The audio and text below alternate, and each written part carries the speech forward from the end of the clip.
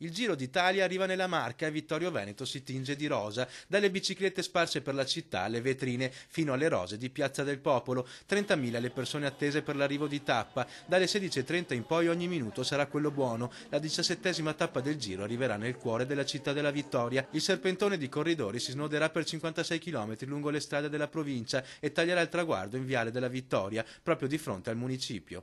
Siamo prontissimi. Speriamo che non piova, quello è importante, perché penso che ci sia un gran afflusso di gente. Evviva Vittorio, evviva chi che arriva qua e arriva il Giro grande, bello. Tra i commercianti c'è chi ha decorato la vetrina e chi ha già pensato di allestire di rosa anche il plateatico. Ci prepariamo oggi pomeriggio, trasformiamo tutto il terrazzo fuori, lo addibiamo in maniera diversa dal solito. La città della Vittoria tornerà sede d'arrivo dopo 26 anni, l'ultima volta fu il gran finale del Giro nel 1988. Aspettiamo da tanti anni, ormai il Giro d'Italia è finalmente arrivato.